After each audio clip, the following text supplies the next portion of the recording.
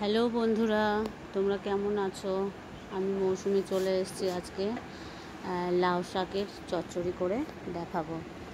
আলু বেগুন ছোট ছোট করে কেটে নিয়েছি, লাউ শাকটা ভালো করে কেটে ধুয়ে রেখে দিয়েছি। আর তার সাথে মশলা দেবো হচ্ছে তোমার সর্ষে, পোস্ত আর সাদা তিল ভিজিয়ে রেখেছি, কাঁচা লঙ্কা দিয়ে বেটে নেব। তেল গরম করে নিয়েছি, রসুন ফোড়ন দিলাম, কালো জিরে ফোড়ন দিলাম, তেজপাতা দিলাম আর শুকনো লঙ্কা ফোড়নে দিলাম।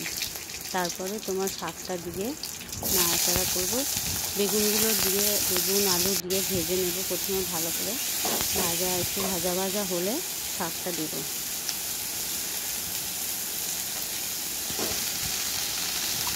শাকটা দিয়ে ভালো করে নিয়ে নেব।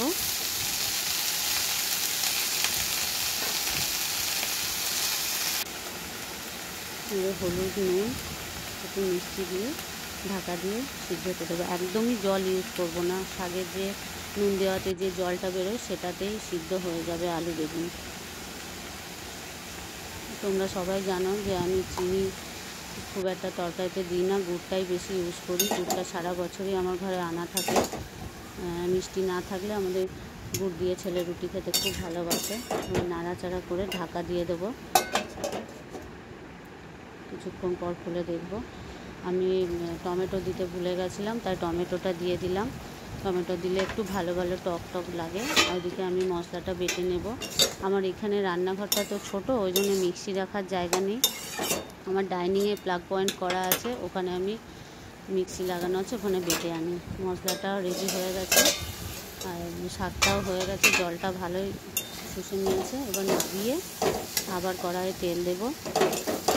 তেল দিয়ে বাটা মশলাটা, বেশি তেল দেবো না, একবার তেল ইউজ করেছি। তারপরে ওইটা বাটাটা দিয়ে দেব। বাটাটা দিয়ে বেশি নাড়ানাড়ি করব না। সর্ষে, পোস্ত, সাদা তিল ওগুলো বেশি নাড়ানাড়ি করলে কেমন ছাড়া ছাড়া হয়ে যাবে। তেলটা ভালো গরম হয়ে গেছে, তো ওটা দিয়ে দিলাম বাটাটা। একটু নাড়ানাড়ি করে শাক সিদ্ধটা দিয়ে দেবো। শাক সিদ্ধটা দিয়ে একটু নাড়ানাড়ি করব।